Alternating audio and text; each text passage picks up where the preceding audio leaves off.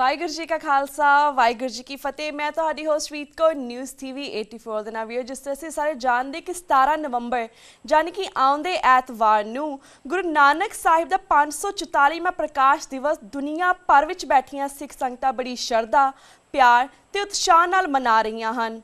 ਸਿੱਖ ਧਰਮ ਅੱਜ ਦੁਨੀਆ ਦਾ 5ਵਾਂ ਵੱਡਾ ਮਾਨਤਾ ਪ੍ਰਾਪਤ ਧਰਮ ਹੈ ਅਤੇ 30 ਮਿਲੀਅਨ ਦੇ ਲਗਭਗ ਗੁਰੂ ਨਾਨਕ ਨਾਮ ਲੇਵਾ ਦੁਨੀਆ ਭਰ ਵਿੱਚ ਵਸਦੇ ਹਨ।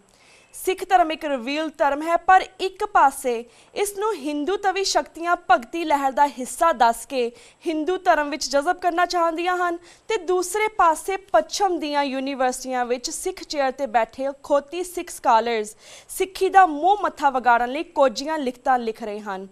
ਅੱਜ ਅਸੀਂ ਗੁਰੂ ਨਾਨਕ ਸਾਹਿਬ ਦੇ ਮੁਬਾਰਕ ਪ੍ਰਕਾਸ਼ ਦਿਵਸ ਮੌਕੇ ਸਿੱਖ ਧਰਮ ਦੀ ਵਿਲੱਖਣਤਾ, ਗੁਰੂ ਨਾਨਕ ਸਾਹਿਬ ਦਾ ਮਨੁੱਖਤਾਵਾਦੀ ਸੁਨੇਹਾ ਅਤੇ ਗੁਰੂ ਨਾਨਕ ਸਾਹਿਬ ਦੇ ਨਿਰਾਲੇ ਪੰਥ ਭਾਵ ਤੇ ਸਿੱਖ ਕੌਮ ਨੂੰ ਦਰਪੇਸ਼ ਅੱਡ-ਅੱਡ ਚੁਣੌਤੀਆਂ ਸੰਬੰਧੀ ਮਹਾਨ ਸਿੱਖ ਸਕਾਲਰ ਤੇ ਸਾਬਕਾ IAS ਆਫੀਸਰ ਸਰਦਾਰ ਗੁਰਤੇਜ ਸਿੰਘ ਜੀ ਨਾਲ ਚੰਡੀਗੜ੍ਹ ਤੋਂ ਗੱਲਬਾਤ ਕਰਾਂਗੇ ਜੋ ਸਾਨਾ ਹੁਣ ਫੋਨ ਲਾਈਨ ਤੇ ਜੁੜ ਚੁੱਕੇ ਨੇ। ਜੀ ਸਰਦਾਰ ਸਾਹਿਬ, ਵਾਹਿਗੁਰੂ ਜੀ ਕਾ ਖਾਲਸਾ ਵਾਹਿਗੁਰੂ ਜੀ ਕੀ ਫਤਿਹ। ਵਾਹਿਗੁਰੂ ਜੀ ਕੀ ਫਤਿਹ। ਸਰਦਾਰ ਸਾਹਿਬ, ਸਭ ਤੋਂ ਪਹਿਲਾਂ ਅਸੀਂ ਤੁਹਾਨੂੰ ਗੁਰੂ ਨਾਨਕ ਸਾਹਿਬ ਦੇ ਪ੍ਰਕਾਸ਼ ਦਿਵਸ ਦੀ ਬਹੁਤ-ਬਹੁਤ ਵਧਾਈ ਦਿੰਦੇ ਹਾਂ। ਸਰਦਾਰ ਸਾਹਿਬ, ਵੈਰੀ ਮਚ ਮੇਰੇ ਵੱਲੋਂ ਵੀ ਸਾਰਿਆਂ ਨੂੰ ਗੁਰੂ ਨਾਨਕ ਦੇ ਪ੍ਰਕਾਸ਼ ਦਿਵਸ ਦੀ ਵਧਾਈ। ਜੀ ਸ਼ੁਕਰੀਆ। ਸਰਦਾਰ ਸਾਹਿਬ, ਇਸ ਮੌਕੇ ਤੇ ਤੁਸੀਂ ਸਿੱਖ ਸੰਗਤਾਂ ਨਾਲ ਗੁਰੂ ਨਾਨਕ ਸਾਹਿਬ ਦੇ ਫਲਸਫੇ, ਸਿੱਖ ਧਰਮ ਦੀ ਯੂਨੀਕਨੈਸ ਅਤੇ 21ਵੀਂ ਸਦੀ ਵਿੱਚ ਇਸ ਦੀ ਰੈਲੇਵੈਂਸ ਸੰਬੰਧੀ ਆਪਣੇ ਵਿਚਾਰ ਸੰਗਤਾਂ ਨਾਲ ਸਾਂਝੇ ਕਰੋ। ਬੀਬਾ, ਇਸ ਤਰ੍ਹਾਂ ਹੈ ਕਿ ਗੁਰੂ ਨਾਨਕ ਸਾਹਿਬ ਦਾ ਪ੍ਰਕਾਸ਼ ਸੰਸਾਰ ਦੇ ਉੱਤੇ ਉਸ ਵੇਲੇ ਹੋਇਆ ਜੀ ਜਦੋਂ ਕਿ ਸੰਸਾਰ ਬਹੁਤ ਹਨੇਰੇ ਦੇ ਵਿੱਚ ਡੁੱਬਿਆ ਹੋਇਆ ਸੀ। ਹਾਂਜੀ।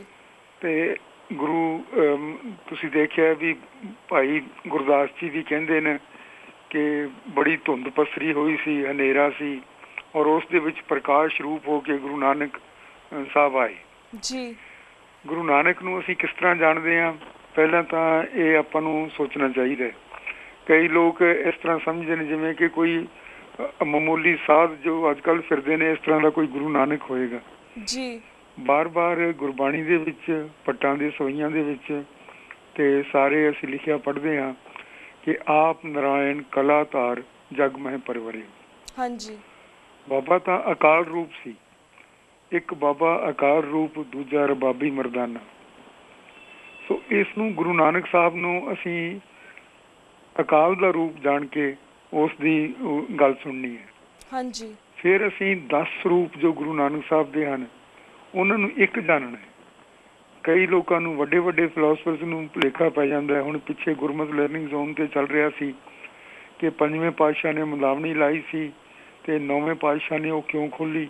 9ਵੇਂ ਪਾਤਸ਼ਾਹ ਵੀ ਉਹੀ 5ਵੇਂ ਪਾਤਸ਼ਾਹ ਸੀ, ਉਹ ਵੀ ਨਾਨਕ ਸੀ, ਉਹੀ ਅਰਜਨ ਸੀ, ਉਹੀ ਗੋਬਿੰਦ ਸੀ, ਇਹ ਸਾਰੇ ਇੱਕੋ ਹੀ ਸਰੂਪ ਸਨ। ਸੋ ਅਸੀਂ ਇਸ ਤਰ੍ਹਾਂ ਜੇ ਨਹੀਂ ਜਾਣਾਂਗੇ ਤਾਂ ਫਿਰ ਅਸੀਂ ਭੁਲੇਖਾ ਖਾ ਜਾਂਦੇ ਹਾਂ। ਗੁਰੂ ਨਾਨਕ ਸਾਹਿਬ ਦੀ ਆਪਣੇ ਹੱਥ ਨਾਲ ਲਿਖੀ ਹੋਈ ਬਾਣੀ ਜੋ 5ਵੇਂ ਪਾਤਸ਼ਾਹ ਨੇ ਪ੍ਰਕਾਸ਼ ਕੀਤੀ ਉਹ ਸਾਡੇ ਕੋਲ ਅਵੇਲੇਬਲ ਹੈ, ਔਰ ਸਾਨੂੰ ਕਿਸੇ ਵੀ ਤਰ੍ਹਾਂ ਦਾ ਕੋਈ ਇਸ ਤਰ੍ਹਾਂ ਦਾ ਖਦਸ਼ਾ ਨਹੀਂ ਕਿ ਲੋਕ ਕਹਿਣਗੇ ਕਿ ਬਾਅਦ ਦੇ ਵਿੱਚ ਬਣਾਈਆਂ ਹੋਈਆਂ ਗੱਲਾਂ ਨੇ। ਉਹਨਾਂ ਦੇ ਆਪਣੇ ਹੱਥ ਨਾਲ ਲਿਖਿਆ ਹੋਇਆ ਸਾਡੇ ਕੋਲ ਸਾਰਾ ਕੁਝ ਮੌਜੂਦ ਹੈ, ਜਿਸ ਦੇ ਉੱਤੇ 5ਵੇਂ ਪਾਤਸ਼ਾਹ ਨੇ ਆਪਣੀ ਮੋਹਰ ਲਾਈ, ਸੁੱਧ ਕਰਕੇ ਲਿਖਿਆ ਹੋਇਆ ਹੈ ਹਰ ਚੈਪਟਰ ਤੋਂ ਬਾਅਦ। ਇਹ ਸਾਡੇ ਕੋਲ ਅਵੇਲੇਬਲ ਹੈ। ਹੁਣ ਅਸੀਂ ਸਿੱਖੀ ਦੀ ਵਿਲੱਖਣਤਾ ਦੀ ਗੱਲ ਕਰਦੇ ਹਾਂ ਤਾਂ ਸਭ ਤੋਂ ਪਹਿਲਾਂ ਸਾਨੂੰ ਜੋ ਗੁਰੂ ਨਾਨਕ ਸਾਹਿਬ ਨੇ ਇੰਟਰੋਡਕਸ਼ਨ ਦਿੱਤਾ ਹੈ ਪਰਮਾਤਮਾ ਦੇ ਬਾਰੇ, ਮੂਲ ਮੰਤਰ, ਬੀਜ ਮੰਤਰ ਜਿਸ ਨੂੰ ਆਪਾਂ ਕਹਿੰਦੇ ਹਾਂ, ਪਹਿਲੀਆਂ ਪੰਕਤੀਆਂ ਦੇ ਵਿੱਚ ਗੁਰੂ ਗ੍ਰੰਥ ਸਾਹਿਬ ਦੇ ਵਿੱਚ, ਉਸ ਦੇ ਵੱਲ ਧਿਆਨ ਕਰਨਾ ਪਏਗਾ। ਗੁਰੂ ਸਾਹਿਬ ਕਹਿੰਦੇ ਨੇ ਕਿ ਉਹ ਪਰਮਾਤਮਾ ਸਤਿਨਾਮ ਹੈ, ਯਾਨੀ ਕਿ ਸਦਾ ਤੋਂ ਉਹ ਇੱਥੇ ਰਿਹਾ ਤੇ ਸਦਾ ਰਹੇਗਾ। ਅਕਾਲ ਮੂਰਤ ਹੈ, ਉਹ ਕਦੇ ਜੰਮਣ ਮਰਨ ਦੇ ਵਿੱਚ, ਕਾਲ ਦੇ ਵਿੱਚ ਨਹੀਂ ਆਉਂਦਾ, ਕਾਲ ਤੋਂ ਪਰੇ ਹੈ ਤੇ ਆਪਣੇ ਆਪ ਉਹ ਆਪਣਾ ਪ੍ਰਕਾਸ਼ ਕਰਦਾ ਹੈ। ਇਹ ਜਿਹੜਾ ਹੈ ਇਹ ਸਾਡਾ ਸਿੱਖੀ ਦਾ ਬੇਸਿਕ ਅਪਰੋਚ ਹੈ ਪਰਮਾਤਮਾ ਦੀ। ਫਿਰ ਜਿਹੜਾ ਉਹਨਾਂ ਨੇ ਰੈਵੋਲੂਸ਼ਨਰੀ ਸੁਨੇਹਾ ਦਿੱਤਾ ਹੈ ਉਹ ਇਹ ਇਸੇ ਬੀਜ ਮੰਤਰ ਦੇ ਵਿੱਚ ਮੁਕੰਮਲ ਹੈ। ਉਹ ਪਰਮਾਤਮਾ ਨਿਰਭਉ ਹੈ, ਨਿਰਵੈਰ ਹੈ, ਇਸ ਦਾ ਅਰਥ ਹੈ ਕਿ ਨਾ ਕੋ ਬੈਰੀ ਰਿਹਾ, ਨਾ ਕੋ ਬੈਰੀ ਨਾ ਹੀ ਬੇਗਾਨਾ, ਸਗਲ ਸੰਗ ਹਮਕੋ ਬਣਾਈ ਦਾ ਉਪਦੇਸ਼ ਇਸ ਦੇ ਵਿੱਚੋਂ ਨਿਕਲਦਾ ਹੈ, ਜਿਹੜਾ ਕਿ ਸਾਰੇ ਸੰਸਾਰ ਦੇ ਧਰਮਾਂ ਦੇ ਵਿੱਚ ਕੋਈ ਵੀ ਇਹ ਉਪਦੇਸ਼ ਨਹੀਂ ਕਰਦਾ। ਜੇ ਤੁਸੀਂ ਜਾਓ ਯਹੂਦੀ ਧਰਮ ਵੱਲ ਤਾਂ ਉਹਨਾਂ ਦੇ ਬਾਈਬਲ ਦੇ ਵਿੱਚ ਲਿਖਿਆ ਪਾਓਗੇ ਕਿ ਪ੍ਰਮਾਤਮਾ ਸਾਡੀ ਆਰਮੀ ਦੇ ਸਾਹਮਣੇ ਮਾਰਚ ਕਰਦਾ ਹੈ ਔਰ ਉਹ ਬਾਰ-ਬਾਰ ਹੁਕਮ ਦਿੰਦਾ ਹੈ ਕਿ ਜਿਹੜੇ ਇਹ ਤੁਹਾਡੇ ਵਿਰੋਧੀ ਹਨ ਇਹਨਾਂ ਨੂੰ ਮਾਰ ਦਿਓ, ਇਹਨਾਂ ਦੇ ਘਰ ਉਜਾੜ ਦਿਓ, ਇਹਨਾਂ ਦੀਆਂ ਔਰਤਾਂ ਨੂੰ ਕੱਢ ਲਿਆਓ। ਇਹ ਸਾਰਾ ਕੁਝ ਬਾਈਬਲ ਦੇ ਵਿੱਚ ਲਿਖਿਆ ਹੋਇਆ। ਜੇ ਤੁਸੀਂ ਦੂਸਰੇ ਧਰਮਾਂ ਦੇ ਵੱਲ ਜਾਂਦੇ ਹੋ ਤਾਂ ਇਸਲਾਮ ਵਾਲੇ ਪ੍ਰਚਾਰ ਕਰਦੇ ਨੇ ਕਿ ਇਹ ਜਿਹੜੇ ਮੁਹੰਮਦ ਸਾਹਿਬ ਨੂੰ ਮੰਨਣ ਵਾਲੇ ਹਨ ਉਹ ਮੁਸਲਮਾਨ ਹਨ, ਪਰਮਾਤਮਾ ਨੂੰ ਪ੍ਰਵਾਨ ਹਨ, ਬਾਕੀ ਦੇ ਸਾਰੇ ਕਾਫਰ ਹਨ। ਕਾਫਰਾਂ ਨੂੰ ਦੀਨ ਦੇ ਵਿੱਚ ਲਿਆਉਣਾ, ਇਹ ਚਾਹੇ ਤੇਗ ਦੇ ਨਾਲ ਲਿਆਉਣਾ ਪਵੇ, ਸੁੰਨੀ ਸ਼ੀਆ ਦੇ ਝਗੜੇ ਆਪਸ ਦੇ ਵਿੱਚ ਜੋ ਦੋਨੋਂ ਮੁਸਲਮਾਨ ਹਨ ਤੁਸੀਂ ਸੁਣਦੇ ਰਹਿੰਦੇ ਹੋ। ਸੋ ਗੁਰੂ ਨਾਨਕ ਦੀ ਅਪਰੋਚ ਸਭ ਤੋਂ ਫਰਕ ਹੈ ਔਰ ਸਭ ਤੋਂ ਰੈਵੋਲੂਸ਼ਨਰੀ ਹੈ ਔਰ ਸਭ ਤੋਂ ਅੱਜ ਦੇ ਜ਼ਮਾਨੇ ਦੇ ਅਨੁਸਾਰ ਹੈ, ਆਉਣ ਵਾਲੇ ਜ਼ਮਾਨਿਆਂ ਦੇ ਵੀ ਅਨੁਸਾਰ ਹੈ। ਨਾ ਕੋ ਬੈਰੀ ਨਾ ਹੀ ਬੇਗਾਨਾ, ਸਗਲ ਸੰਗ ਹਮਕੋ ਬਣ ਆਈ। ਗੁਰਪ੍ਰਸਾਦ ਦੇ ਵਿੱਚ ਸਤਿਗੁਰੂ ਦੱਸਦੇ ਨੇ ਕਿ ਇਹ ਗੁਰੂ ਦਾ ਰੂਪ ਧਾਰ ਕੇ ਆਪਣੇ ਆਪ ਦਰਸ਼ਨ ਦਿੰਦਾ ਹੈ। ਆਪਣੇ ਪਰਮਾਤਮਾ ਨੂੰ ਕੋਈ ਨਹੀਂ ਜਾਣਦਾ। ਜਿਹੜੇ ਪਰਮਾਤਮਾ ਨੂੰ ਕਹਿੰਦੇ ਨੇ ਕਿ ਅਸੀਂ ਜਾ ਕੇ ਸੱਤਵੇਂ ਅਸਮਾਨ ਦੇ ਉੱਤੇ ਦੇਖਿਆ, ਜਿਹੜੇ ਕਹਿੰਦੇ ਨੇ ਕਿ ਸਾਡੇ ਸਾਹਮਣੇ ਪ੍ਰਗਟ ਹੋਇਆ, ਉਹ ਲੋਕ ਆਪਣੇ ਧਰਮ ਦੇ ਵਿੱਚ ਕੱਟੜਤਾ ਲਿਆਉਂਦੇ ਨੇ ਔਰ ਉਹਨਾਂ ਦੇ ਕੋਲੋਂ ਉਪਦੇਸ਼ ਇਸ ਤਰ੍ਹਾਂ ਦੇ ਆਉਂਦੇ ਨੇ ਕਿਉਂਕਿ ਉਹ ਸਾਰਾ ਕੁਝ ਜਾਣਦਿਆਂ ਹੋਇਆਂ ਜੋ ਸਰੂਪ ਉਸ ਦਾ ਵਿਆਖਿਆ ਕਰ ਰਹੇ ਨੇ ਉਸ ਤੋਂ ਬਾਹਰ ਉਹਨਾਂ ਨੂੰ ਕੁਝ ਦਿਸਦਾ ਨਹੀਂ। ਗੁਰੂ ਨਾਨਕ ਸਾਹਿਬ ਕਹਿੰਦੇ ਨੇ ਕਿ ਨਹੀਂ, ਉਹ ਤਾਂ ਤੂੰ ਅਮਿਤ ਅਪਾਰ ਅਪਰੰਪਰ ਸੁਆਮੀ, ਬਹੁਤ ਜਪੀਏ ਥਾ ਨਾ ਪਾਇਆ। ਕੌਣ ਜਾਣੇ ਗੁਣ ਤੇਰੇ, ਕੌਣ ਜਾਣਦਾ ਹੈ ਕਿ ਤੂੰ ਕੀ ਚੀਜ਼ ਹੈ। ਸੋ ਇਹ ਪਰਮਾਤਮਾ ਦਾ ਜਿਹੜਾ ਇਹ ਸਰੂਪ ਹੈ ਜਿਸ ਦੇ ਵਿੱਚ ਸਾਰਾ ਕੁਝ ਗੁਰੂ ਜਾਣਦਿਆਂ ਹੋਇਆਂ ਵੀ ਕਹਿੰਦਾ ਇਸ ਤੋਂ ਵੀ ਅਥਾਹ ਹੈ, ਅਗਾਂਹ ਤੋਂ ਅਗਾਂਹ ਹੈ, ਅਗਮ ਹੈ, ਅਪਾਰ ਹੈ, ਇਸ ਤੋਂ ਪਾਰ ਨਹੀਂ ਪਾਇਆ ਜਾ ਸਕਦਾ। ਇਸ ਸਰੂਪ ਦੇ ਵਿੱਚੋਂ ਟੋਲਰੈਂਸ ਨਿਕਲਦੀ ਹੈ ਜੋ ਲੋਕਾਂ ਦੇ ਵਾਸਤੇ ਸਾਰੇ ਦੇ ਉੱਤੇ ਕਿਰਪਾ ਕਰਨ ਦੀ ਪ੍ਰਾਰਥਨਾ ਕਰਦੀ ਹੈ ਕਿ ਸਾਰੇ ਸੰਸਾਰ ਦੇ ਉੱਤੇ ਅੰਮ੍ਰਿਤ ਰੂਪੀ ਮੀਂਹ ਹੋ ਕੇ ਤੂੰ ਵਸ।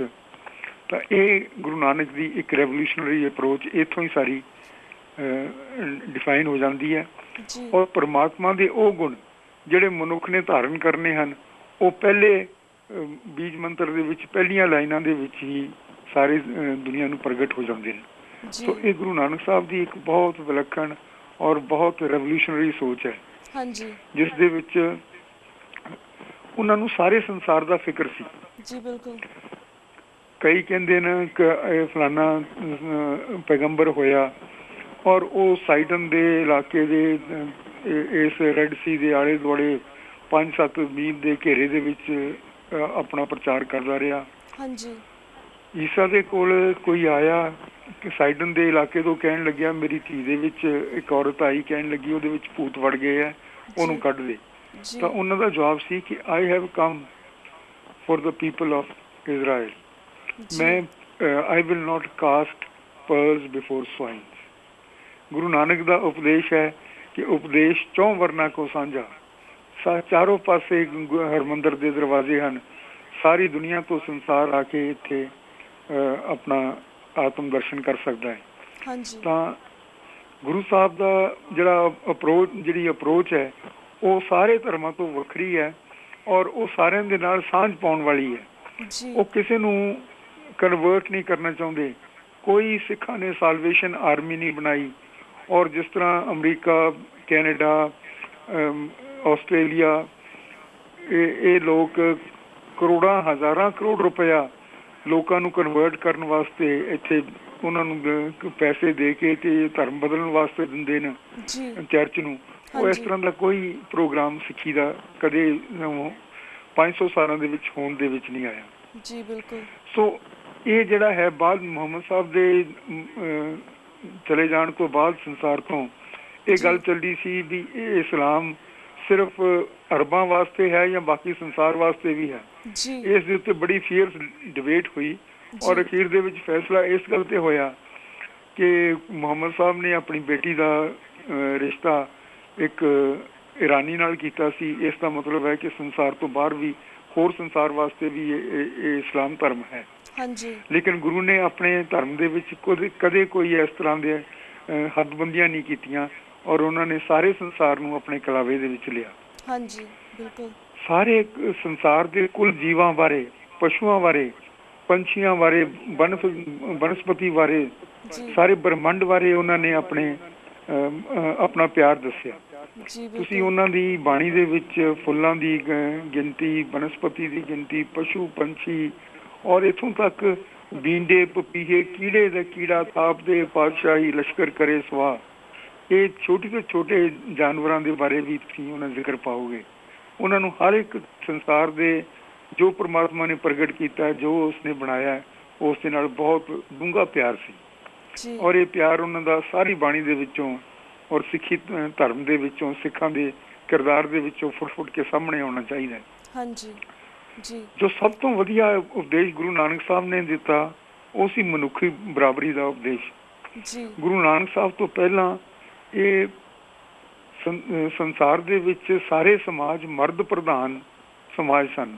ਹਾਂਜੀ। ਗੁਰੂ ਨਾਨਕ ਸਾਹਿਬ ਸਭ ਤੋਂ ਪਹਿਲਾਂ ਆਏ ਔਰ ਉਹਨਾਂ ਨੇ ਪ੍ਰਮਾਤਮਾ ਦਾ ਸਰੂਪ ਦੀ ਵਿਆਖਿਆ ਕਰਦਿਆਂ ਹੋਇਆਂ ਫਰਮਾਇਆ ਕਿ ਸੁਨ ਮੰਡਲ, ਮਾਰੂ ਸੋਲੇ ਦੇ ਵਿੱਚ ਤੁਸੀਂ ਪੜ੍ਹਿਆ ਹੋਣਾ, ਸੁਨ ਮੰਡਲ ਇੱਕ ਜੋਗੀ ਵੈਸੇ, ਨਾਰ ਪੁਰਖ ਕੋ ਕਹੀਏ ਕੈਸੇ। ਪਤਾ ਨਹੀਂ ਲੱਗਦਾ ਨਾਰੀ ਹੈ ਕਿ ਪੁਰਖ ਹੈ। ਔਰ ਇੱਥੋਂ ਜਿਹੜੀ ਮਨੁੱਖਾਂ ਦੀ ਬਰਾਬਰੀ ਹੈ, ਸੈਕਸਿਸ ਦੀ ਬਰਾਬਰੀ ਹੈ, ਨਰ ਨਾਰੀ ਦੀ ਬਰਾਬਰੀ ਹੈ, ਇਸ ਵਚਨ ਤੋਂ ਸ਼ੁਰੂ ਹੁੰਦੀ ਹੈ। ਇਹ ਪਹਿਲਾ ਵਚਨ ਸੰਸਾਰ ਦੇ ਵਿੱਚ ਹੈ ਜਿਸ ਨੇ ਬਰਾਬਰੀ ਦੀ ਗੱਲ ਕੀਤੀ ਹੈ।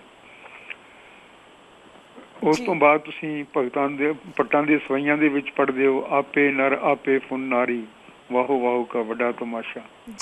ਇਹ ਗੁਰੂ ਨਾਨਕ ਦਾ ਸਭ ਤੋਂ ਪਹਿਲਾ ਰੈਵੋਲੂਸ਼ਨਰੀ ਔਰ ਸਭ ਤੋਂ ਇੰਪੋਰਟੈਂਟ ਉਪਦੇਸ਼ ਹੈ ਕਿ ਸਾਰੇ ਨਰ ਨਾਰੀ ਨੂੰ ਬਰਾਬਰ ਜਾਣਨਾ ਹੈ, ਜਿਹੜਾ ਕਿ ਅੱਜ ਦੇ ਸੰਸਾਰ ਦੇ ਵਿੱਚ ਸਭ ਤੋਂ ਰੈਲੇਵੈਂਟ ਹੈ। ਨਹੀਂ ਤਾਂ 50% ਮਨੁੱਖੀ ਆਬਾਦੀ ਇਹ ਧਰਮ ਕਰਮ ਤੋਂ ਵਾਂਝੀ ਹੋ ਜਾਂਦੀ ਹੈ। ਹਾਂਜੀ। ਗੁਰੂ ਨਾਨਕ ਸਾਹਿਬ ਨੂੰ ਬ੍ਰਹਮੰਡ ਦੀ ਖਬਰ ਸੀ, ਧਰਤੀ ਹੋਰ ਪਰੇ ਹੋਰ ਤੁਸੀਂ ਵਿਕਾਸ ਕਰਦੇ ਸੁਭਾਅ ਦੇ ਬਾਰੇ, ਬ੍ਰਹਮੰਡ ਦੇ ਸੁਭਾਅ ਦੇ ਬਾਰੇ ਜਾਣਦੇ ਸਨ। ਅੱਜ ਸਾਇੰਸ ਦੱਸਦੀ ਹੈ ਸਾਨੂੰ ਐਕਸਪੈਂਡਿੰਗ ਇਹ ਹੈ ਸਾਰਾ ਸ਼ੌਰ ਮੰਡਲ ਔਰ ਸਾਰੀ ਗੈਲੈਕਸੀਜ਼ ਦੂਰ ਦੂਰ ਜਾ ਰਹੀਆਂ ਨੇ। ਉਸ ਦੇ ਬਾਰੇ ਉਹਨਾਂ ਨੂੰ ਵਿਕਾਸ ਦਾ ਜਿਹੜਾ ਸੰਕਲਪ ਉਹਨਾਂ ਦਾ ਉਸ ਤੋਂ ਪ੍ਰਗਟ ਹੁੰਦਾ ਹੈ ਕਿ ਉਹਨਾਂ ਨੂੰ ਪਰਮਾਤਮਾ ਸਦਾ ਵਿਕਾਸ ਕਰਦਾ ਰਹਿੰਦਾ ਹੈ ਔਰ ਆਪਣਾ ਕ੍ਰੀਏਟ ਕਰਦਾ ਰਹਿੰਦਾ ਹੈ। ਇਹ ਉਹ ਸਾਰੇ ਇਸ ਤੋਂ ਵਾਕਿਫ ਸਨ। ਲੇਕਿਨ ਫਿਰ ਵੀ ਉਹਨਾਂ ਦਾ ਜਿਹੜਾ ਫਿਕਰ ਸੀ ਸਭ ਤੋਂ ਵੱਧ ਮਨੁੱਖ ਜਾਤੀ ਬਾਰੇ ਸੀ। ਉਹ ਇਸ ਨੂੰ ਆਜ਼ਾਦ ਦੇਖਣਾ ਚਾਹੁੰਦੇ ਸਨ, ਹਰ ਪੱਖੋਂ ਆਜ਼ਾਦ ਦੇਖਣਾ ਚਾਹੁੰਦੇ ਸਨ। ਉਹਨਾਂ ਨੇ ਪੁਜਾਰੀਆਂ ਦੀ ਸਰਦਾਰੀ ਨੂੰ ਖਤਮ ਕੀਤਾ, ਉਹਨਾਂ ਨੇ ਰਾਜਿਆਂ ਦੀ ਇਜ਼ਾਰੇਦਾਰੀ ਨੂੰ ਖਤਮ ਕੀਤਾ। ਉਹਨਾਂ ਨੇ ਕਿਹਾ ਇਹ ਝੂਠੇ ਰਾਜੇ ਹਨਗੇ, ਦਿਵਸ ਚਾਰ ਕੇ ਝੂਠੇ ਕਰਤ ਦਿਵਾਜਾ, ਇਹ ਝੂਠੇ ਆਪਣੇ ਦਾਅਵੇ ਕਰ ਰਹੇ ਨੇ। ਤੇ ਇਸ ਜਨਮ ਦੇ ਵਿੱਚ ਮੈਂ ਸ੍ਰਿਸ਼ਟੀ ਦਾ ਧੁਰਾ ਮਾਨਵ ਹੈ, ਮਾਨਸ ਜਨਮ ਕੋ ਦੀ ਵਡਿਆਈ, ਇਹ ਗੁਰੂ ਸਾਹਿਬ ਦਾ ਉਪਦੇਸ਼ ਹੈ ਕਿ ਮਨੁੱਖ ਜਨਮ ਦੇ ਵਿੱਚ ਇਸ ਨੂੰ ਸਿਰਮੌਰ ਥਾਪਿਆ ਪਰਮਾਤਮਾ ਨੇ ਔਰ ਇਸ ਦੇ ਉੱਤੇ ਵੱਡੀਆਂ ਭਾਰੀਆਂ ਜ਼ਿੰਮੇਵਾਰੀਆਂ ਲਾਈਆਂ ਨੇ ਕਿ ਸੰਸਾਰ ਦੀ ਜਿਹੜੀ ਸ੍ਰਿਸ਼ਟੀ ਹੈ, ਰਚਨਾ ਹੈ, ਉਸ ਨੂੰ ਸਾਰੀ ਨੂੰ ਉਸ ਤਰ੍ਹਾਂ ਹੀ ਪ੍ਰਤੀਪਾਲਨ ਕਰਨਾ ਜਿਸ ਤਰ੍ਹਾਂ ਪਰਮਾਤਮਾ ਕਰਦਾ ਹੈ। ਔਰ ਗੁਰੂ ਸਾਹਿਬ ਗਿਆਨ ਦੇ ਉਪਦੇਸ਼ ਰਾਹੀਂ ਫੂਟੋ ਆਂਡਾ ਭਰਮ ਕਾ ਮਨੇ ਪਿਆ ਪ੍ਰਗਾਸ, ਕਾਟੀ ਬੇੜੀ ਪਗਾਂ ਤੇ ਗੁਰ ਕੀਨੀ ਬੰਦ ਖਲਾਸ। ਸਾਰੇ ਨਰਾਂ ਦੇ, ਨਾਰੀਆਂ ਦੇ, ਸਾਰੇ ਸੰਸਾਰ ਦੇ ਲੋਕਾਂ ਦੇ ਪੈਰਾਂ ਦੇ ਵਿੱਚ ਜਿਹੜੀਆਂ ਅਗਿਆਨ ਦੀਆਂ ਬੇੜੀਆਂ ਪਈਆਂ ਹੋਈਆਂ ਸਨ, ਜਿਹੜੀਆਂ ਗੁਲਾਮੀ ਦੀਆਂ ਬੇੜੀਆਂ ਪਈਆਂ ਹੋਈਆਂ ਸਨ, ਜਿਹੜੀਆਂ ਪੁਜਾਰੀ ਜਮਾਤ ਦੀ ਗੁਲਾਮੀ ਦੀਆਂ ਬੇੜੀਆਂ ਪਈਆਂ ਹੋਈਆਂ ਸਨ, ਸੱਚੇ ਪਾਤਸ਼ਾਹ ਨੇ ਅਪਾਰ ਕਿਰਪਾ ਕਰਕੇ ਸਾਰੀਆਂ ਕੱਢ ਦਿੱਤੀਆਂ ਔਰ ਇਸ ਸੰਸਾਰ ਨੂੰ ਮੁਕਤ ਕੀਤਾ। ਉਹਨਾਂ ਦਾ ਨਿਸ਼ਾਨਾ ਜੇ ਆਪਾਂ ਦੇਖੀਏ ਤਾਂ ਜੇ ਇੱਕ ਸੈਂਟੈਂਸ ਦੇ ਵਿੱਚ ਕਹਿਣਾ ਚਾਹੀਏ ਤਾਂ ਉਹ ਇਹ ਜਾਪਦਾ ਹੈ ਕਿ ਉਹ ਮਨੁੱਖੀ ਇਤਿਹਾਸ ਦੇ ਵਿੱਚ ਪਰਮਾਤਮਾ ਨੂੰ ਉਤਾਰਨਾ ਚਾਹੁੰਦੇ ਸੀ। ਉਹ ਕਹਿੰਦੇ ਸੀਗੇ ਕੈਸੇ ਪਰਮਾਤਮਾ ਨੂੰ? ਉਹ ਪਰਮਾਤਮਾ ਨਹੀਂ ਜਿਹੜਾ ਈਰਖਾ ਕਰਦਾ ਹੈ, ਜਿਹੜਾ ਕਹਿੰਦਾ ਹੈ ਇਹਨਾਂ ਨੂੰ ਖਤਮ ਕਰ ਦਿਓ, ਇਹਨਾਂ ਨੂੰ ਅੱਗਾਂ ਲਾ ਦਿਓ, ਇਹਨਾਂ ਦੇ ਇੱਕ ਘਰ ਘਾਟ ਉਜਾੜ ਦਿਓ। ਉਸ ਪਰਮਾਤਮਾ ਨੂੰ ਜਿਹੜਾ ਕਿ ਪਿਤਾ ਦੀ ਤਰ੍ਹਾਂ ਪ੍ਰਤਿਪਾਲਕ ਹੈ। ਉਹ ਬਾਰ-ਬਾਰ ਗੁਰਬਾਣੀ ਦੇ ਵਿੱਚ ਤੁਸੀਂ ਲਿਖਿਆ ਹੋਇਆ ਦੇਖੋਗੇ, ਤੂੰ ਮੇਰਾ ਪਿਤਾ, ਤੂੰ ਮੇਰਾ ਮਾਤਾ, ਤੂੰ ਮੇਰਾ ਬੰਧਪ, ਤੂੰ ਮੇਰਾ ਭਰਾਤਾ, ਤੂੰ ਹਾਂਜੀ ਮੇਰਾ ਰਾਖਾ ਸਭਨੀ ਥਾਈ। ਜੀ ਔਰ ਇਸ ਰਾਹੀਂ ਇਹ ਪ੍ਰਮਾਤਮਾ ਨੂੰ ਸੰਸਾਰ ਦੇ ਵਿੱਚ, ਇਤਿਹਾਸ ਦੇ ਵਿੱਚ ਉਤਾਰ ਕੇ ਸੱਚੇ ਪਾਤਸ਼ਾਹ ਉਮੀਦ ਰੱਖਦੇ ਸਨ ਕਿ ਐਸਾ ਸਮਾਂ ਆ ਜਾਏਗਾ ਜਦੋਂ ਕਿ ਸਭੇ ਸੁਖਾਲੀ ਉੱਠੀਆਂ, ਹੁਣ ਹੋਆ ਹਲੇਮੀ ਰਾਜ ਜੀਓ। ਹਾਂਜੀ ਇਹ ਹਲੇਮੀ ਰਾਜ ਲਈ ਇੱਕ ਉਹਨਾਂ ਦਾ ਸੰਕਲਪ ਸੀ ਜਿਹੜਾ ਉਹਨਾਂ ਨੇ 10 ਜਾਮਿਆਂ ਦੇ ਵਿੱਚ ਸਾਡੇ ਸਾਹਮਣੇ ਪ੍ਰਗਟ ਕੀਤਾ। ਜੀ ਬਿਲਕੁਲ। ਔਰ ਇਸ ਨੂੰ ਪ੍ਰਾਪਤੀ ਦਾ ਪੈਂਤੜਾ ਕੀ ਲਿਆ ਉਹਨਾਂ ਨੇ, ਕਿਸ ਤਰ੍ਹਾਂ ਇਸ ਨੂੰ ਪ੍ਰਾਪਤ ਕਰਨਾ, ਸਟ੍ਰੈਟਜੀ ਕੀ ਬਣਾਈ। ਉਹ ਇਹ ਚਾਹੁੰਦੇ ਸਨ ਕਿ ਹਰ ਮਨੁੱਖ ਦੇ ਵਿੱਚ ਪਰਮਾਤਮਾ ਨੂੰ ਪ੍ਰਗਟ ਕਰਕੇ ਜੀ ਔਰ ਇਸ ਹਰ ਮਨੁੱਖ ਨੂੰ ਗੁਣ ਕਹਿ ਗੁਣੀ ਸਮਾਵਣਿਆਂ ਦੇ ਅਸੂਲ ਦੇ ਉੱਤੇ ਚੱਲਦਿਆਂ ਹੋਇਆਂ ਪਸ਼ੂ ਪ੍ਰੇਤੋਂ ਦੇਵ ਕਰੇ ਪੂਰੇ ਸਤਿਗੁਰ ਕੀ ਵਡਿਆਈ। ਹਾਂਜੀ ਸਤਿਗੁਰ ਕਹਿੰਦੇ ਮੈਂ ਤਾਈਏ ਗੁਰੂ ਹਾਂ, ਤਾਈਏ ਮੈਨੂੰ ਵੱਡਾ ਜਾਣੋ ਜੇ ਮੈਂ ਸਾਰਿਆਂ ਨੂੰ ਪਸ਼ੂ ਪ੍ਰੇਤ ਜਿਹੜੇ ਜਿਨ੍ਹਾਂ ਨੂੰ ਕਿਸੇ ਧਰਮ ਕਰਮ ਦੀ ਸੰਸਾਰ ਦੀ ਸੋਝੀ ਨਹੀਂ, ਜੀ ਉਹਨਾਂ ਨੂੰ ਚੁੱਕ ਕੇ ਮੈਂ ਦੇਵਤੇ ਬਣਾ ਲਿਆ।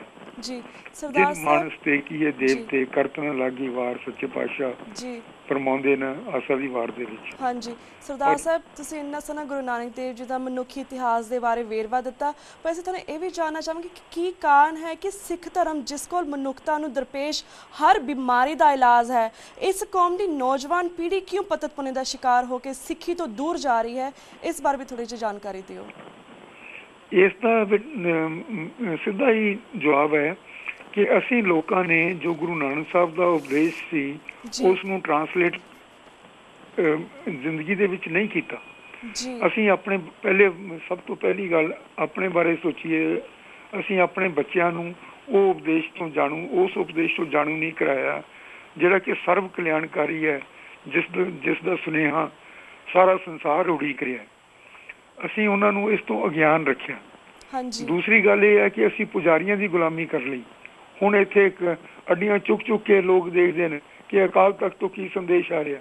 ਅਕਾਲ ਤਖਤ ਦੇ ਉੱਤੇ ਇੱਕ ਪੁਜਾਰੀ ਬੈਠਾ ਹੋਇਆ ਔਰ ਉਸ ਪੁਜਾਰੀ ਨੂੰ ਇੱਕ ਸਿਆਸਤਦਾਨ ਨੇ ਬਿਠਾਇਆ ਔਰ ਉਹ ਸਾਰਿਆਂ ਨੂੰ ਨੂੜ ਕੇ, ਜਿਸ ਤਰ੍ਹਾਂ ਇਹਨਾਂ ਦਾ ਪੁਜਾਰੀਆਂ ਦਾ ਸ਼ੁਰੂ ਤੋਂ ਸੁਭਾਅ ਰਿਹਾ ਸਾਰੇ ਧਰਮਾਂ ਦੇ ਵਿੱਚ, ਇਹ ਬਗਲ ਦੇ ਵਿੱਚ ਛੁਰੀ ਲੈ ਕੇ ਮੂੰਹ ਦੇ ਵਿੱਚ ਰਾਮ ਰਾਮ ਕਰਦੇ ਆਉਂਦੇ ਨੇ ਔਰ ਸਾਰੇ ਸੰਸਾਰ ਦੇ ਲੋਕਾਂ ਨੂੰ ਚਾਹੁੰਦੇ ਨੇ ਕਿ ਇਹਨਾਂ ਦਾ ਜਿਹੜਾ ਮਾਲਕ ਹੈ ਉਸ ਨੂੰ ਮੱਥਾ ਟੇਕਣ।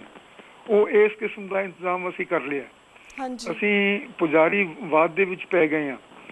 ਦੂਸਰੀ ਗੱਲ ਜਿਹੜੀ ਹੈ, ਗੁਰੂ ਸਾਹਿਬ ਦਾ ਹੁਕਮ ਸੀਗਾ, ਗੁਰੂ ਸਾਹਿਬ ਨੇ ਸਾਨੂੰ ਸੰਦੇਸ਼ ਦਿੱਤਾ ਸੀਗਾ ਕਿ ਪਰਮਾਤਮਾ ਬਣ ਕੇ, ਪਰਮਾਤਮਾ ਦਾ ਸਰੂਪ ਧਾਰ ਕੇ ਸੰਸਾਰ ਦੇ ਵਿੱਚ ਵਿਚਰੋ ਔਰ ਸਾਰਿਆਂ ਦੇ ਭਲੇ ਵਾਸਤੇ ਪਰਮਾਤਮਾ ਦੇ ਹੋ ਕੇ ਉਹਨਾਂ ਦੀ ਮਦਦ ਕਰੋ।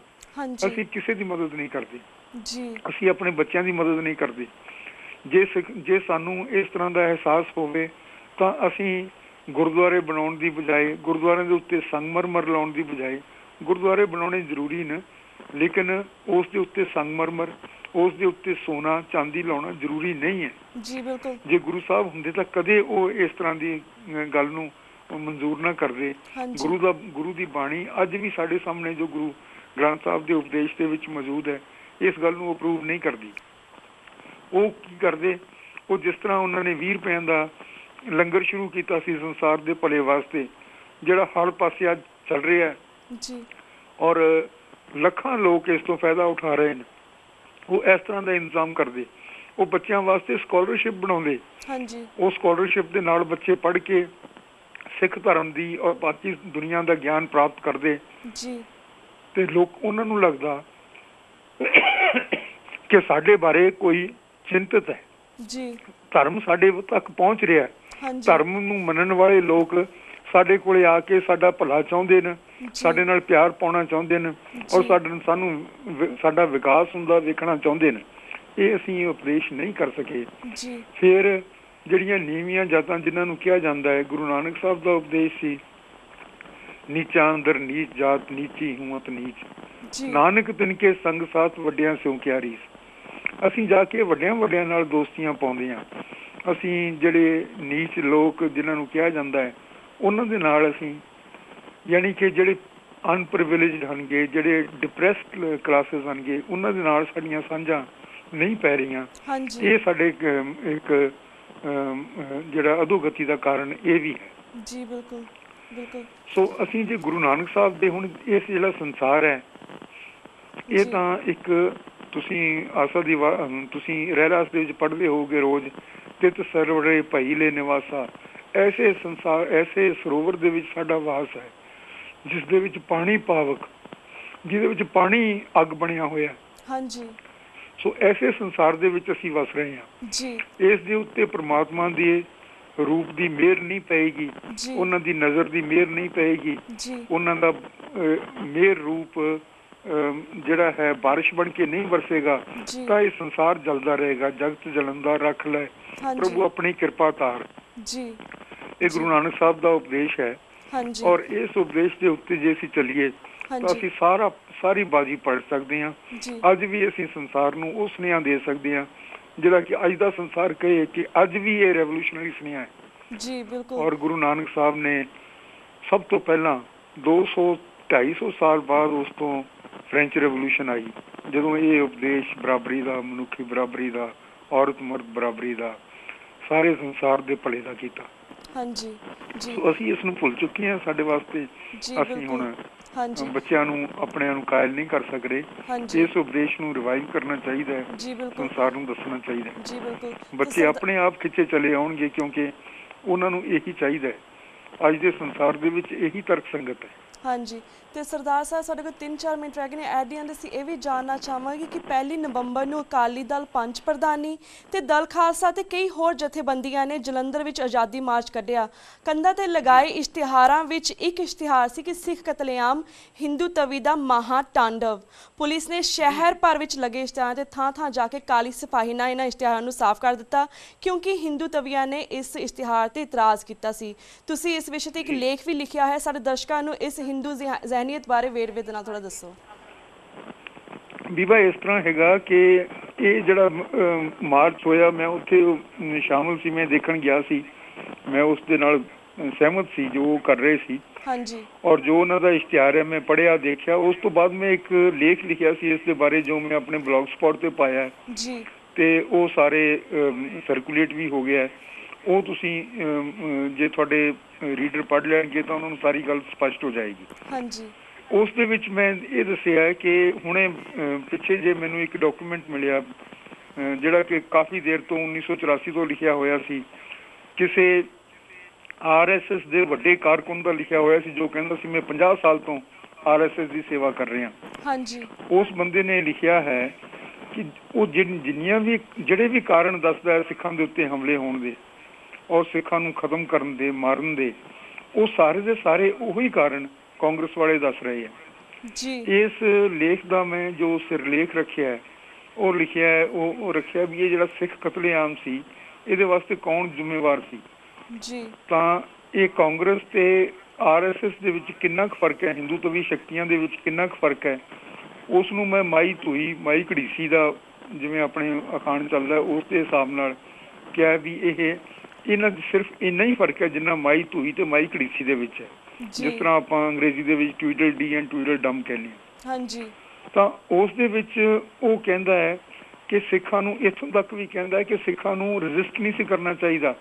ਕਈ ਜਗ੍ਹਾ ਦੇ ਉੱਤੇ ਸਿੱਖਾਂ ਨੇ ਰਜਿਸਟ ਕੀਤਾ। ਹੁਣ ਇੱਕ ਗੁਰਦੁਆਰੇ ਦੇ ਵਿੱਚ ਇਹਨਾਂ ਨੇ ਹਮਲਾ ਕੀਤਾ ਤੇ 4 ਸਿਰਫ ਕਿਰਪਾਨਾਂ ਵਾਲੇ ਸਿੱਖ ਸੀ, ਉਹਨਾਂ ਨੇ ਸਾਰੀ ਭੀੜ ਨੂੰ ਠੱਲ ਲਿਆ, ਕੋਈ ਨੇੜੇ ਨਹੀਂ ਆ ਸਕਿਆ। ਤਾਂ ਫਿਰ ਜਾ ਕੇ ਉਹ ਪੁਲਿਸ ਨੂੰ ਲੈ ਕੇ ਆਏ, ਉਹਨਾਂ ਕੋਲੋਂ ਕਿਰਪਾਨਾਂ ਖੋਹ ਕੇ ਫਿਰ ਜਾ ਕੇ ਗੁਰਦੁਆਰੇ ਦੇ ਉੱਤੇ ਹਮਲਾ ਕੀਤਾ। ਉਹ ਕਹਿੰਦਾ ਵੀ ਇਹਨਾਂ ਨੂੰ ਸਾਰਾ ਕੁਝ ਸਹਿਣਾ ਚਾਹੀਦਾ ਸੀ। ਇਹ ਲੋਕ ਕਹਿੰਦਾ ਇੱਕ ਸਿੱਖ ਧਰਮ ਨੂੰ ਹਿੰਦੂ ਧਰਮ ਤੋਂ ਅਲੱਗ ਧਰਮ ਸਮਝਦੇ ਨੇ ਔਰ ਇਸ ਕਰਕੇ ਇਹਨਾਂ ਦੇ ਉੱਤੇ ਸਾਰੇ ਇਹ ਸੰਕਟ ਆਏ। ਹੁਣ ਆਪਾਂ ਜਾਣਦੇ ਹਾਂ ਗੁਰੂ ਨਾਨਕ ਸਾਹਿਬ ਦਾ ਉਪਦੇਸ਼ ਆਪਾਂ ਹੁਣੇ ਹੀ ਥੋੜਾ ਬਹੁਤ ਦੇਖਣ ਦੀ ਕੋਸ਼ਿਸ਼ ਕੀਤੀ ਹੈ। ਭਾਈ ਗੁਰਦਾਸ ਕਹਿੰਦੇ ਨੇ ਕੀਤਾ ਆਪਣਾ ਪੰਥ ਨਿਰਾਲਾ। ਉਹਨਾਂ ਨੇ ਸਾਰਿਆਂ ਤੋਂ ਆਪਣੇ ਪੰਥ ਨੂੰ ਨਿਰਾਲਾ ਕੀਤਾ ਸੀ। ਉਹ ਨਿਰਾਲਾ ਪੰਥ ਇਹ ਹੈ। ਤਾਂ ਇਸ ਦਾ ਜਿਹੜਾ ਇਹ ਸਰੂਪ ਹੈ ਉਹ ਉਹਨਾਂ ਨੂੰ ਹਿੰਦੂ ਤੋਂ ਵੀ ਇਹਨੂੰ ਪ੍ਰਵਾਨ ਨਹੀਂ। ਔਰ ਸਭ ਤੋਂ ਵੱਧ ਉਸ ਡਾਕੂਮੈਂਟ ਦੇ ਵਿੱਚ ਜਾਰਜ ਫਰਨਾਂਡਿਸ ਦੀ ਕਮੈਂਟ ਵੀ ਹੈ। ਜਾਰਜ ਫਰਨਾਂਡਿਸ ਇਹਨਾਂ ਦਾ ਮੰਤਰੀ ਰਿਹਾ ਸੀ, ਰੱਖਿਆ ਮੰਤਰੀ ਸੀ ਜਿਸ ਵੇਲੇ BJP ਦੀ ਸਰਕਾਰ ਚੱਲ ਰਹੀ ਸੀ ਕੇਂਦਰ ਦੇ ਵਿੱਚ। ਤਾਂ ਇਹਨਾਂ ਦਾ ਦੋਸਤ ਸੀ। ਉਹ ਕਹਿੰਦਾ ਹੈ ਕਿ ਕਾਂਗਰਸੀਆਂ ਦੇ ਕੋਲ ਕੋਈ ਕਾਡਰ ਨਹੀਂ ਸੀ ਜਿਹੜਾ ਜਾ ਕੇ ਘਰਾਂ ਦੇ ਵਿੱਚ ਲਿਸਟਾਂ ਦੇਖ ਕੇ ਇੱਕਦਮ ਇਹਨੇ ਸਰੀਏ ਲੈ ਆਉਂਦਾ, ਮਿੱਟੀ ਦਾ ਤੇਲ ਲੈ ਆਉਂਦਾ, ਇਸ ਤਰ੍ਹਾਂ ਦੇ ਕਾਡਰ ਉਹਨਾਂ ਦੇ ਕੋਲ ਨਹੀਂ ਸੀ। ਇਹ ਸਾਰਾ ਕਾਡਰ ਹਿੰਦੂਤਵੀ ਫੋਰਸਿਸ ਨੇ ਸਪਲਾਈ ਕੀਤਾ, RSS ਨੇ ਸਪਲਾਈ ਕੀਤਾ ਔਰ ਇਹ ਲੋਕ ਭੀੜਾਂ ਦੇ ਨਾਲ ਰਲ ਕੇ ਜਾ ਕੇ ਇਹਨਾਂ ਨੂੰ ਸਿੱਖਾਂ ਨੂੰ ਮਾਰਦੇ ਰਹੇ ਔਰ ਜਿਸ ਬੇਰਹਿਮੀ ਨਾਲ ਮਾਰਿਆ ਉਹ ਤੁਸੀਂ ਆਪਣੇ ਆਪ ਦੇਖਿਆ। ਸੋ ਇਹ ਜਿਹੜਾ ਇਹਨਾਂ ਨੇ ਪੁਲਿਸ ਵਾਲਿਆਂ ਨੇ ਇਹ ਕੀਤਾ, ਇਹਦੇ ਵਿੱਚੋਂ ਇਹ ਸੈਂਟੈਂਸ ਮਿਟਾਉਣ ਦੀ ਕੋਸ਼ਿਸ਼ ਕੀਤੀ, ਇਹ ਸਿਰਫ ਇੱਕ ਗੁਲਾਮ ਜ਼ਹਿਨੀਅਤ ਦੀ ਨਿਸ਼ਾਨੀ ਹੈ। ਇਸ ਦਾ ਇਹ ਸਿਰਫ ਇਹ ਦੱਸਦਾ ਹੈ ਕਿ ਪੰਜਾਬ ਦੇ ਵਿੱਚ ਰਾਜ ਕਿਸ ਦਾ ਚੱਲ ਰਿਹਾ ਹੈ ਔਰ ਕਿਸੇ ਨੂੰ ਗੱਦੀ ਦੇ ਉੱਤੇ ਨਾਮ ਦੇ ਤੌਰ ਦੇ ਉੱਤੇ ਬਿਠਾਇਆ ਹੋਇਆ ਹੈ, ਇੱਕ ਪ੍ਰਭਾਵ ਦੇਣ ਵਾਸਤੇ ਵੀ ਸਿੱਖਾਂ ਦੀ ਸਰਕਾਰ ਹੈ ਜਾਂ ਅਕਾਲੀ ਸਰਕਾਰ ਹੈ। ਇਹਨਾਂ ਦਾ ਕੋਈ ਇੱਥੇ ਕੋਈ ਗੱਲਬਾਤ ਨਹੀਂ ਹੈ ਔਰ ਇਹ ਲੋਕ ਸਾਰੇ ਹਿੰਦੂਤਵੀ ਸ਼ਕਤੀਆਂ ਦੀ ਗੁਲਾਮੀ ਕਬੂਲ ਕਰਕੇ ਸਿਰਫ ਮੰਜੀਆਂ ਦੇ ਉੱਤੇ, ਕੁਰਸੀਆਂ ਦੇ ਉੱਤੇ ਬਹਿਣ ਜੋਗੇ ਹੋਏ ਨੇ। ਸੋ ਇਹ ਸਾਰਾ ਕੁਝ ਜਿਹੜਾ ਚੱਲ ਰਿਹਾ ਹੈ ਇਹ ਹਿੰਦੂਤਵੀ ਸ਼ਕਤੀਆਂ ਦੇ ਜੇ ਨਾ ਚਾਹੁੰਦੀਆਂ ਤਾਂ ਕਦੇ ਨਹੀਂ ਸੀ ਹੋ ਸਕਦਾ।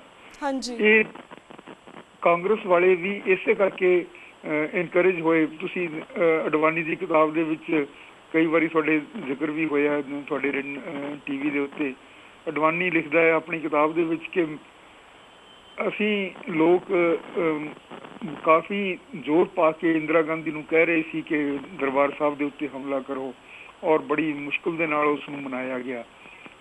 ਸੋ ਇਹ ਇਸ ਹਮਾਮ ਦੇ ਵਿੱਚ ਉਹ ਜਿਹੜਾ ਲੇਖ ਹੈ ਉਸ ਦੇ ਅਖੀਰ ਦੇ ਵਿੱਚ ਮੈਂ ਇਹੀ ਲਿਖਿਆ ਕਿ ਇਸ ਹਮਾਮ ਦੇ ਵਿੱਚ ਸਾਰੇ ਨੰਗੇ ਨੇ। ਸਾਰੇ ਦੇ ਸਾਰੀਆਂ ਸ਼ਕਤੀਆਂ ਜਿਹੜੀਆਂ ਕਿ ਕੁਝ ਲੋਕਾਂ ਦੇ, ਚੰਦ ਲੋਕਾਂ ਦੇ ਹੱਥਾਂ ਦੇ ਵਿੱਚ ਸਾਰੀ ਸਿਆਸੀ ਸ਼ਕਤੀ ਦੇਣਾ ਚਾਹੁੰਦੀਆਂ ਨੇ, ਜੋ ਗੁਰੂ ਨਾਨਕ ਸਾਹਿਬ ਦੇ ਹੰਨੇ ਮੀਰ ਦੇ ਉਪਦੇਸ਼ ਦੇ ਬਰਖਲਾਫ ਹਨ। ਗੁਰੂ ਨਾਨਕ ਸਾਹਿਬ ਤਾਂ ਕਹਿੰਦੇ ਆ ਕਿ ਹਰ ਇੱਕ ਦੁਨੀਆ ਦਾ ਬੰਦਾ ਸ਼ਾਹ ਹੋਵੇ ਤੇ ਹਰ ਇੱਕ ਤੀਵੀਂ ਰਾਣੀ। ਇਹ ਕਿੱਥੇ ਇਹਨਾਂ ਨੂੰ ਬਰਦਾਸ਼ਤ ਕਰਦੇ ਨੇ। ਇਸ ਕਰਕੇ ਇਹ ਲੋਕ ਉਸ ਉਪਦੇਸ਼ ਦੇ ਬਰਖਲਾਫ ਹਨ ਔਰ ਹਿੰਦੂਤਵ ਦਾ ਹੀ ਅਸਲ ਝਗੜਾ ਸਿੱਖਾਂ ਦੇ ਨਾਲ ਹੈ, ਸ਼ੁਰੂ ਤੋਂ ਚੱਲਿਆ ਆ ਰਿਹਾ। ਉਹ ਕਾਂਗਰਸ ਵੋਟਾਂ ਹਿੰਦੂਤਵ ਦੀਆਂ ਲੈਣ ਵਾਸਤੇ, ਜਿਸ ਤਰ੍ਹਾਂ ਮੋਦੀ ਹੁਣ ਹਿੰਦੂਤਵ ਵਾਲਿਆਂ ਦੀਆਂ ਵੋਟਾਂ ਲੈਣ ਵਾਸਤੇ ਮੁਸਲਮਾਨਾਂ ਨੂੰ ਮਾਰ ਰਿਹਾ, ਇਹਨਾਂ ਨੇ ਸਿੱਖਾਂ ਨੂੰ ਮਾਰਿਆ। ਸੋ ਇਹ ਜਿਹੜਾ ਸਾਰਾ ਮਿਲੀ ਭੁਗਤ ਹੈ ਇਸ ਦੇ ਵਿੱਚ ਕੋਈ ਆਪਾਂ ਨੂੰ ਸ਼ੱਕ ਨਹੀਂ ਹੋਣਾ ਚਾਹੀਦਾ। ਲੇਕਿਨ ਜਿਹੜਾ ਸਾਡਾ ਇਸ ਦੇ ਬਾਰੇ ਨਜ਼ਰੀਆ ਹੈ ਉਸ ਨੂੰ ਸਾਨੂੰ ਸਾਫ਼ ਕਰ ਲੈਣਾ ਚਾਹੀਦਾ ਹੈ ਔਰ ਸਾਨੂੰ ਜਿਹੜੇ ਅਸੀਂ ਸਮਝਦੇ ਹਾਂ ਕਿ ਸਾਡੇ ਫਲਾਣੇ ਦੋਸਤ ਹਨ, ਇਹ ਸਾਡੇ ਹੁਣ ਸਹਾਇਤਾ ਕਰ ਰਹੇ ਨੇ ਸਿਆਸਤ ਦੇ ਵਿੱਚ, ਇਹ ਸਾਰੀਆਂ ਗਲਤ ਗੱਲਾਂ ਨੇ। ਇਹ ਲੋਕ ਸਿਰਫ ਸਿੱਖਾਂ ਨੂੰ ਖਤਮ ਕਰਨ ਵਾਸਤੇ ਇੱਕ ਤੋਂ ਦੂਸਰਾ ਪੈਂਤਲਾ, ਗੁਰੂ ਗ੍ਰੰਥ ਸਾਹਿਬ ਦਾ ਕਿਸ ਤਰ੍ਹਾਂ ਇਹਨਾਂ ਨੇ ਅਪਮਾਨ ਕੀਤਾ ਹੈ ਬਾਰ-ਬਾਰ, ਕਿਸ ਤਰ੍ਹਾਂ ਗੁਰਦੁਆਰਿਆਂ ਦੇ ਉੱਤੇ ਅੱਗਾਂ ਲਾਈਆਂ ਨੇ, ਜਾਣਦੇ ਹਾਂ। ਤੁਸੀਂ ਬਿਲਕੁਲ ਠੀਕ ਕਹਿ ਰਹੇ ਸਰਦਾਰ ਸਾਹਿਬ ਜੀ। ਸਾਡਾ ਵਕਤ ਸਮਾਪਤੀ ਵੱਲ ਜਾ ਰਿਹਾ। ਤੁਹਾਡੇ ਲਈ ਹੋਰ ਵੀ ਬਹੁਤ ਸਾਰੇ ਸਾਡੇ ਕੋਲ ਸਵਾਲ ਸੀਗੇ ਪਰ ਸਾਡਾ ਵਕਤ ਸਮਾਪਤੀ ਵੱਲ ਜਾ ਰਿਹਾ, ਇਸ ਲਈ ਮੈਂ ਤੁਹਾਡੇ ਕੋਲ ਇੱਥੇ ਹੀ ਇਜਾਜ਼ਤ ਲੈਣੀ। ਤੁਹਾਡਾ ਬਹੁਤ ਸ਼ੁਕਰੀਆ ਕਿ ਤੁਸੀਂ ਸਾਡੇ ਸਿੱਖ ਸੰਗਤਾਂ ਦੇ ਰੂਬਰੂ ਹੋਏ ਤੇ ਪੂਰਾ ਤੁਸੀਂ ਵੇਰਵਾ ਦਿੱਤਾ ਤੇ ਅਸੀਂ ਫਿਰ ਤੋਂ ਤੁਹਾਨੂੰ ਸਿੱਖ ਸੰਗਤਾਂ ਦੇ ਰੂਬਰੂ ਕਰਵਾਵਾਂਗੇ। ਪਰ ਤਦ ਤੱਕ ਲਈ ਮੈਂ ਤੁਹਾਡੇ ਕੋਲ ਇਜਾਜ਼ਤ ਲੈਣੀ ਆ। ਵਾਹਿਗੁਰੂ ਜੀ ਕਾ ਖਾਲਸਾ, ਵਾਹਿਗੁਰੂ ਜੀ ਕੀ ਫਤਿਹ। ਵੀਅਰਸ, ਇੱਥੇ ਮੈਂ ਤੁਹਾਡੇ ਕੋਲ ਇਜਾਜ਼ਤ ਲੈਣੀ ਹੈ। ਕੱਲ੍ਹ ਨੂੰ ਮੰਡੇ ਨੂੰ ਮਿਲਾਂਗੇ, ਸੇਮ ਟਾਈਮ ਸੇਮ ਸ਼ੋ ਤੇ। ਤਦ ਤੱਕ ਲਈ ਵਾਹਿਗੁਰੂ ਜੀ ਕਾ ਖਾਲਸਾ, ਵਾਹਿਗੁਰੂ ਜੀ ਕੀ ਫਤਿਹ।